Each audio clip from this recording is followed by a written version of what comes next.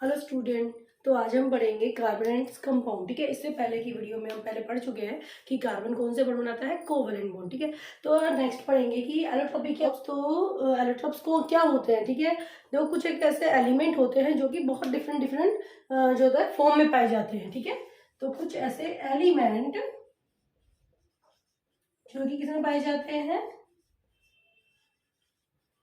Different form में। ठीक है, डिफरेंट फॉर्म में पाए जाते हैं। और क्या होता है उनमें, उनकी जो फिजिकल स्टेट जो होती है वो डिफरेंट होती है, बट केमिकल जो प्रॉपर्टी होती है उनकी वो क्या होती है, same. Is known as the allotropes. वो क्या कहलाते हैं, एलोट्रोप्स कहलाते हैं। ठीक है, और जो फॉर्म होती है एलोट्रोप्स की वो क्या कहलाते हैं, एलोट्रोपिक फॉर्म। ठीक है, वो क्या कहलाते हैं, एलोट्रोपिक फॉर्म। ठीक है, देखो हमारे नेचर में बहुत से ऐसे एलिमेंट पाए जाते हैं जो क्या होते हैं, जिनकी फिजिकल स्टेट तो क्या होती है, डिफरेंट होती है, लेकिन जो केमिकल जो प्रॉपर्टी होती है उनकी वो सेम होती है। मतलब बने तो एक चीजों से है लेकिन वो अलग अलग स्टेट में पाए जा रहे हैं, तो वो क्या कहलाएंगे, एलोट्रोप्स। ठीक है, एलोट्रोप्स। अब देखो एलोट्रोप्स जो होते हैं वो कौन कौन से होते हैं। ठीक है, एलोट्रोप्स, ठीक है, तीन दिखा रखे हैं, डायमंड, ग्रेफाइट, फुलरिन। ठीक है, तो आपके बुक में तीन दिखा रखे हैं, तो हम इनको एक एक करके सीक्वेंस में पढ़ेंगे कि डायमंड क्या होता है, ग्रेफाइट क्या होता है, फुलरिन क्या होता है। देखो बच्चों, अब इनमें क्या है कि ये तीनों एक ही एलिमेंट से बने हुए थे। किससे बने हुए हैं, कार्बन से। लेकिन ये नेचर में किस तरह पाया जा रहा है, अलग अलग स्टेट में पाया जाता है। ठीक है, इसलिए ये क्या कहलाते हैं, एलोट्रोप्स कहलाते हैं। देखो पहले हम पढ़ेंगे डायमंड। ठीक है, डायमंड पढ़ेंगे कि डायमंड आप सबने देखा होगा कैसा होता है डायमंड, व्हाइट। ठीक है,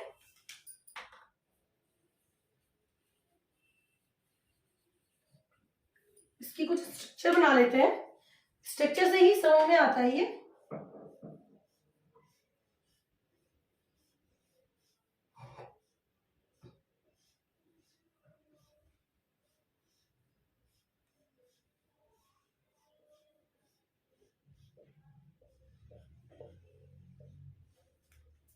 ठीक है, कुछ इस तरह होती है डायमंड की स्ट्रक्चर।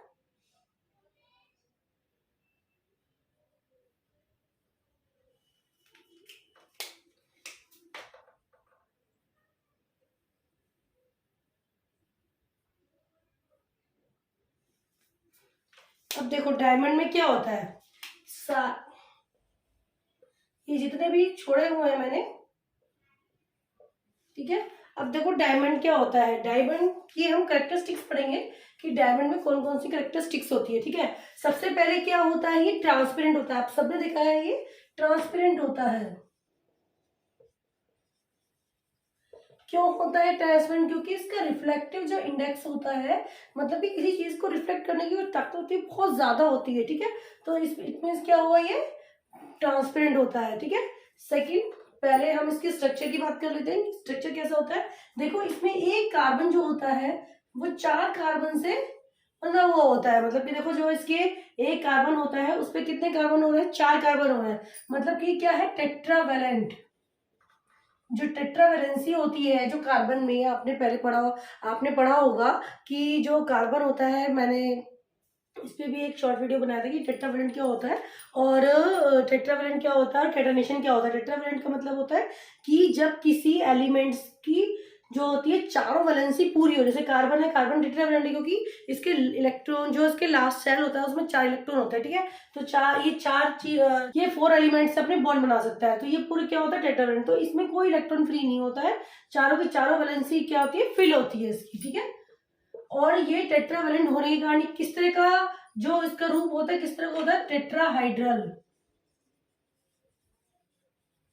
टेट्राहाइड्रल फॉर्म में मिलता है ये, ठीक है, टेट्राहाइड्रल फॉर्म में मिलता है। अब देखो इसमें क्या होता है, जो ये डायमंड होता है ये क्या होता है, अपने बहुत ही ज्यादा कोवैलेंट बॉन्डिंग से बहुत ज्यादा स्ट्रॉन्ग होती है इसमें, ठीक है, कोवेलेंट बॉन्डिंग बहुत स्ट्रॉन्ग होती है। और क्या होता है इसमें, देखो इस स्ट्रक्चर को देख देख के ही हमको सब चीज लिखनी है। और क्या होता है इसमें, कोवेलेंट स्ट्रॉन्ग बॉन्डिंग बहुत होती है, और इसमें नेटवर्क होता है बहुत ज्यादा, नेटवर्क ऑफ कार्बन, कार्बन का क्या होता है, बहुत ज्यादा नेटवर्क होता है। इस वजह से क्या होता है, इसका हाई होता है melting point and boiling point, ठीक है, इसलिए इसका मेल्टिंग पॉइंट और बॉइलिंग पॉइंट क्या होता है, बहुत ज्यादा हाई होता है, ठीक है। क्यों, क्योंकि इसमें जो एक कार्बन दूसरे कार्बन से जो होता है बहुत ज्यादा स्ट्रॉन्ग कोवेलेंट बॉन्ड से बंधा हुआ होता है। इसलिए जब हम इसको मान लो गर्म करते हैं तो इसको मतलब पिघलाने के लिए बहुत ज्यादा ताकत देनी होती है, तो इसका मेल्टिंग पॉइंट और बॉइलिंग पॉइंट क्या वो बहुत ज्यादा हुआ, क्योंकि कोवेलेंट बॉन्ड को तोड़ जो बंधे हुए हैं बिल्कुल कार्बन, कोवेलेंट को तोड़ने के लिए क्या है, बहुत ज्यादा एनर्जी देनी पड़ेगी, इसलिए क्या हुआ, इसका मेल्टिंग पॉइंट और बॉइलिंग पॉइंट बहुत ज्यादा हुआ, ठीक है। और 7 है ये बैड कंडक्टर होते हैं। क्यों होते हैं बैड कंडक्टर, देखो बैड कंडक्टर ये इसलिए होते हैं क्योंकि क्या होता है, ये टेट्रावेलेंट होते हैं, जैसे कि मैंने पहले बताया है कि क्या होते हैं, टेट्रावेलेंट होते हैं, कोई इलेक्ट्रॉन फ्री नहीं होता है, क्योंकि आयन को ले जाने के लिए कोई ऐसा इलेक्ट्रॉन फ्री नहीं होता है, तो इलेक्ट्रॉन फ्री नहीं होगा तो आयन को ले जाने का जो इसका जो माध्यम होगा वो नहीं होगा, ठीक है, नहीं होगा तो क्या होगा, कोई भी जो होता है इसमें इलेक्ट्रिसिटी चार्ज नहीं होगी, तो ये क्या होगा, जो होता है इलेक्ट्रिसिटी का बैड कंडक्टर होता है। और नेक्स्ट देखें तो इसमें क्या होता है कि देखो ये क्या होता है, रिजिड होता है, ठीक है, रिजिड क्यों होता है, देखो रिजिड कैसे होता है ये, इसमें क्या होता है कि सारे कार्बन का बहुत सारा नेटवर्क होता है और पूरे जो होता है अपने नेटवर्क से पूरे बंधे हुए होते हैं, ठीक है, इस वजह से क्या होता है, ये बहुत ज्यादा रिजिड होता है, मतलब कि अपनी शेप में ही रहता है। और आपको पता होगा कि हीरे को काटने के लिए, मतलब डायमंड को हीरा बोलते हैं, डायमंड को काटने के लिए डायमंड का ही यूज किया जाता है, ठीक है, इतना टाइट होता है, इतना सॉलिड होता है ये। नेक्स्ट है, ये देखो नेक्स्ट आएगा, ये बहुत हार्ड होता है, ठीक है, ये मैंने बता दिया है, रिजिड होता है और बहुत ज्यादा हार्ड होता है। 10वां है इसका कि इसमें डेंसिटी बहुत ज्यादा होती है इसकी, क्योंकि इसमें कार्बन कार्बन बहुत ज्यादा डेंस रूप से डेंस फॉर्म में बिल्कुल प्रेजेंट होते हैं कार्बन के, इसलिए क्या होता है, ये बहुत ज्यादा डेंसिटी होती है इसमें कार्बन की, तो इसलिए क्या होगा, ये बहुत ही डेंस होगा। तो ये है डायमंड और ये डायमंड के स्ट्रक्चर, ठीक है। नेक्स्ट हम पढ़ेंगे ग्रेफाइट।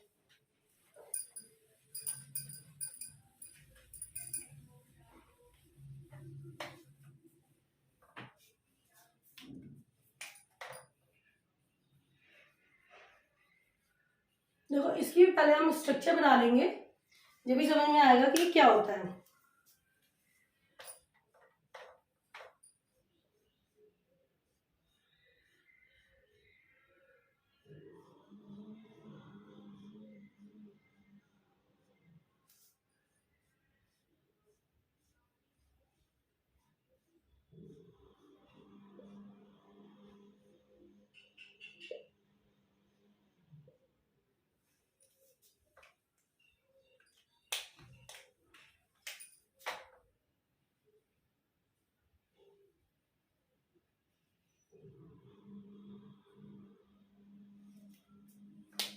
अब देखो ये है ग्रेफाइट की स्ट्रक्चर, ठीक है, सबसे पहले हम इसकी स्ट्रक्चर से ही ले लेते हैं।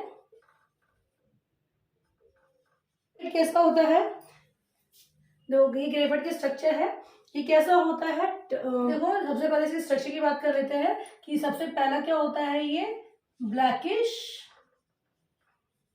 ग्रे कलर का होता है, ठीक है, ब्लैकिश ग्रे कलर का होता है, 2 डायमेंशनल होता है। कौन सा डायमेंशन होता है, 2 डायमेंशनल होता है, ठीक है, किस शेप का होता है, ये हेक्सागोनल, क्योंकि एक कार्बन क्या है, देखो बहुत जो एक कार्बन है 3 कार्बन से बना हुआ होता है, ठीक है इसमें, और ये किस शेप का होता है, हेक्सागोनल शेप का होता है। सेकंड है, देखो क्या है इसमें जड़े का, जो अगर हम बात करें कि ये किसके नेचर में किस तरह पाया जाता है, वो तो नेचर में ठीक है, ये सिलिका, मीका और क्वार्ट्स, ठीक है, नेचर में किस तरह पाया जाता है, नेचर में ये इनके साथ मिक्स पाया जाता है, यहाँ से ये अलग किया जाता है, ठीक है। ये नेचर में इस तरह से पाया जाता है। हमने इसकी शेप की बात कर ली है कि ये कैसा होता है, हेक्सागोनल होता है। देखो इसमें जो ये एक कार्बन जो होता है वो 3 कार्बन से बंधा हुआ होता है, ठीक है। एक कार्बन 3 कार्बन से बंधा होता है, मतलब ये टेट्रावेलेंट नहीं होता है, ठीक है। इसमें जो होता है एक इलेक्ट्रॉन क्या होता है, फ्री होता है। एक इलेक्ट्रॉन जो फ्री होता है वो आयन का क्या करता है, आयन का क्या करता है, ट्रांसपोर्ट करता है, इसलिए ये क्या होता है, गुड कंडक्टर, ठीक है। क्या होते हैं ये, गुड कंडक्टर। जैसे मैंने बताया है कि कार्बन कितने बॉन्ड से बंधा हुआ होता है, इसमें 3। देखो ये कार्बन है 1 2 3, 3 बॉन्ड से बंधे हुए हैं, 1 2 3। तो इसलिए क्या होता है, इसमें एक इलेक्ट्रॉन जो होता है वो फ्री होता है। जो एक इलेक्ट्रॉन जो फ्री होगा वो क्या होगा, जो एक होगा आयन को ट्रांसपोर्ट करने का काम करेगा, इसलिए क्या करते हैं, गुड कंडक्टर होते हैं। नेक्स्ट देखते हैं, देखो जो इसके हेक्सागोनल स्ट्रक्चर होती है, इन जो ये वाली स्ट्रक्चर है, ठीक है, इसमें क्या होता है, जो होती है जो टाइट कोवलेंट बॉन्ड होते हैं, इसमें बॉन्ड से बंधे हुए होते हैं, इसलिए इसका हाई क्या होता है, मेल्टिंग पॉइंट, ठीक है। इसलिए इसका क्या होता है, हाई मेल्टिंग पॉइंट होता है। अगर नेक्स्ट देखें, जो इसमें ये एक लेयर के रूप में होता है, जो ये ग्रेफाइट होता है, ये क्या होता है, लेयर होता है। जैसे कि एक ताश का पत्ता देखा आपने, ताश के पत्ते के ऊपर दूसरा ताश का पत्ता रखो तो वो कैसा होगा, लेयर होगा, और कैसा होगा, स्लिपरी होगा। स्लिपरी क्यों होता है, देखो मैं बताती हूँ आपको। स्लिपरी क्यों होता है, क्योंकि इसमें जो होते हैं, जो 2 लेयर होती है, जैसे ये 2 लेयर है, ये आपस में एक बॉन्ड से बंधी हुई होती है, इसको बोलते हैं वॉन्डर वॉल फोर्सेस, ठीक है। वंडर वॉल फोर्सेस होती है। जो वंडर वॉल फोर्स होता है वो बहुत इसमें वीक होता है 2 लेयर के बीच में, इसलिए क्या होता है, ये स्लिपरी होता है और लेयर के रूप में होता है, ठीक है। और इन लेयर का जो मेल्टिंग पॉइंट होता है वो बहुत लो होता है, ठीक है, बहुत कम होता है। अभी हम इसकी सतह की बात कर रहे हैं, ओके। ये देखो स्लिपरी होता है, ये स्लिपरी होता है, इसलिए इसका यूज किसमें किया जाता है, एज ए लुब्रिकेट के रूप में इसका यूज किया जाता है, ठीक है। जो मशीनों में इसका यूज किया जाता है एज ए लुब्रिकेट, क्योंकि फिसलना होता है तो मशीनों को चलाने के लिए किसका काम किया जाता है, इसका यूज लिया जाता है, ओके। तो ये जो होता है, एक सतह होती है, वो दूसरी सतह के ऊपर ऐसे फिसल जाती है, ठीक है, ऐसे फिसल जाती है, इसको किस यूज में लिया जाता है, लुब्रिकेट के रूप में यूज लिया जाता है। और क्या होता है, ये क्या होती है, लो डेंसिटी होती है। क्यों होती है, देखो लो डेंसिटी क्यों होती है, क्योंकि देखो ये कार्बन है, अनदर कार्बन यहाँ है, ठीक है। जो 2 कार्बन है इसके बीच में बहुत ज्यादा गैप है, सॉरी बहुत ज्यादा गैप है, ठीक है। तो इसलिए क्या होता है, इसमें कार्बन कार्बन की जो डेंसिटी होती है बहुत लो होती है। 10th देखे, इसमें सॉफ्ट होता है, सॉफ्ट होता है। क्यों होता है, क्योंकि जो होते हैं इसमें बहुत ही वीक वंडरवल फोर्सेस होती है, तो एक लेयर दूसरी लेयर के से एक लेयर दूसरी लेयर पे से फिसल जाती है। जैसे ताश के पत्ते हम नए होते हैं तो उसमें ऐसे जैसे कि उसको ताश के पत्तों को देखते हैं तो एक ताश का पत्ता दूसरी ताश के पत्ते से फिसल जाता है। या हम पेंसिल का एग्जांपल ले रहे हैं, जो हमारी ब्लैक नोक होती है, पेंसिल की जो नोक होती है वो ग्रेफाइट की बनी होती है, ठीक है। जैसे हमने कुछ लिख दिया तो हमारा लिखा हुआ तो कॉपी पे उतर जाता है, लेकिन रह क्या जाता है, वो आगे की नोक क्या होती है, घिस जाती है, मतलब कि एक लेयर उसकी उतर गई और हमने उसको किस में उतार दिया, कॉपी में उतार दिया, ठीक है। तो इसी तरह ही ग्रेफाइट होता है, ओके। तो यह है ग्रेफाइट की स्ट्रक्चर।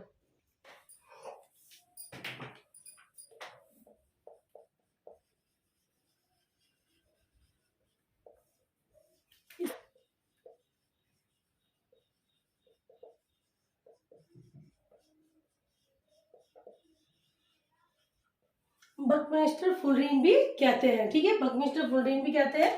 देखो इसकी स्ट्रक्चर कुछ इस तरह होती है।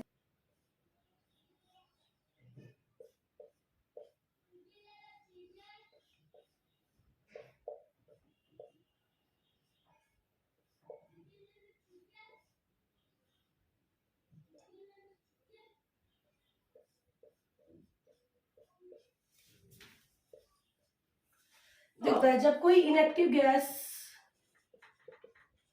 गैस है, निकिल हो गया, ऑर्गन हो गया, ठीक है, जब इसको हीट किया जाता है, निकिल गैस को जब हीट किया जाता है और बहुत ज्यादा टेम्परेचर दिया जाता है, तो उसमें जो ग्रेफाइट होता है, ठीक है, इसको C60 नाम भी दिया जाता है। कार्बन की कितनी कार्बन किस रूप में होता है, C60 रूप में होता है इसके, ठीक है। मतलब कि क्या हुआ कि जो कार्बन होता है उसमें कार्बन के कितने एटम्स होते हैं, 60 एटम्स होते हैं। तो जब इसको अक्रिय गैसों को जब गर्म किया जाता है और उसमें जब मतलब कि जब ग्रेफाइट को इनएक्टिव गैस की प्रेजेंस में गर्म किया जाता है तो क्या मिलता है हमको, C16 इलेक्ट्रिक आर्क दिया जाता है।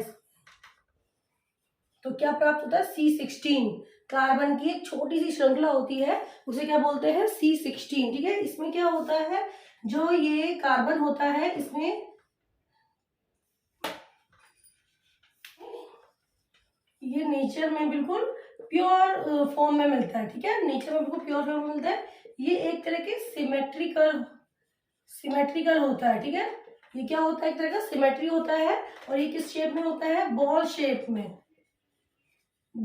जैसे सोकर बॉल के रूप। देखो आपको चित्र से थोड़ा सा आइडिया लगा लेना, मतलब इस तरह का चित्र होता है और इसमें जो होता है एक केज जैसी स्ट्रक्चर होती है इसकी, केज लाइक स्ट्रक्चर। ये कैसा लग रहा है, केज जैसा लग रहा है, केज लाइक स्ट्रक्चर होती है या बॉल शेप स्ट्रक्चर होती है, कुछ भी लिख सकते हैं। और जो जैसे सोकर बॉल होती है ना, उसमें अलग अलग पैटर्न्स बने होते हैं, तो उसमें कुछ फेजेस होते हैं। इसमें 20 तो हेक्सागोनल फेस होते हैं और 12 पेंटागोनल। ये पेंटा और हेक्सागोनल फेस से बना होता है, पेंटागोनल फेस होता है। इसका आपकी बुक में ज्यादा क्लियर नहीं है, बस इतना ही दिखा रखा है। और ये जो होता है इसमें कार्बन के जो C60, इसका नाम C60 क्यों है, क्योंकि इसमें कार्बन के 60 मॉलिक्यूल एटम ही काम आते हैं, इसलिए इसका नाम, दूसरा नाम क्या है, C60, ठीक है। कार्बन C60 छोटा सा पिंजरा बनाते हैं ये। तो ये कुछ इस तरह की इसकी स्ट्रक्चर होती है। तो ये इस तरह में इसका फेस होता है, ठीक है। तो ये आपका था एलोट्रॉप्स। अब मैं आपको एक क्वेश्चन दे रही हूँ, आपको मुझे बताना है,